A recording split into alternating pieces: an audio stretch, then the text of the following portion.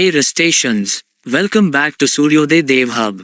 If you're new here, don't forget to hit that subscribe button and ring the bell for more programming tutorials.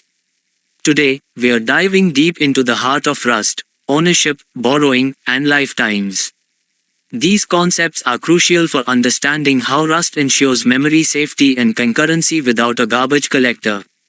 Let's get started. Section 1: Introduction to Ownership. Rust's ownership system is one of its most unique and powerful features. It helps ensure memory safety without needing a garbage collector. Ownership is a set of rules that the compiler checks at compile time. Let's break down how it works. Section 2: Ownership Basics. In Rust, each value has a variable that's called its owner. There can only be one owner at a time, and when the owner goes out of scope, the value will be dropped.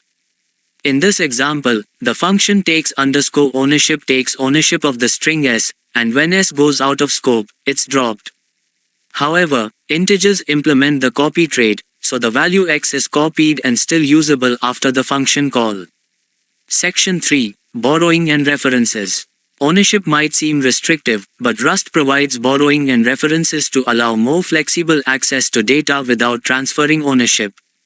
Let's see how borrowing works. Section 4: Borrowing Basics. Borrowing is done with references.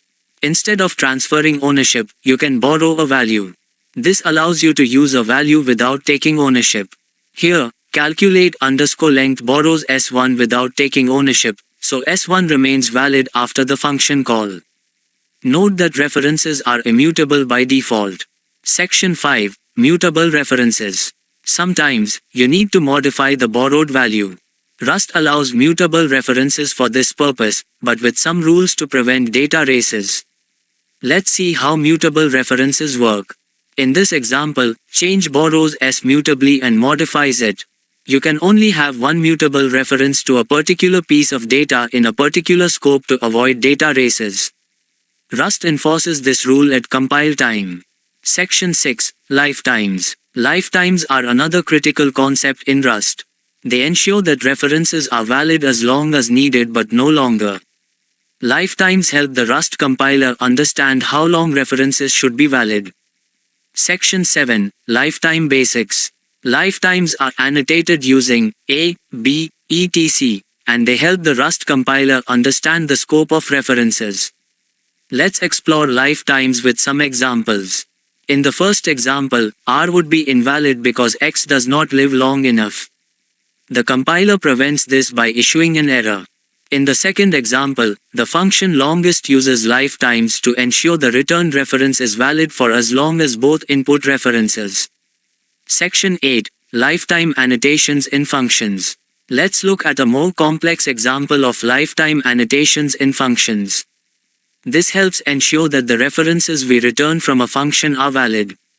Lifetimes can be complex, but understanding them is crucial for safe Rust programming.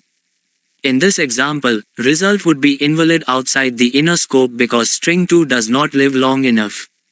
The Rust compiler ensures that such invalid references are caught at compile time, preventing potential runtime errors. That's it for today's deep dive into Rust's ownership, borrowing, and lifetimes. These concepts are fundamental to writing safe and efficient Rust code.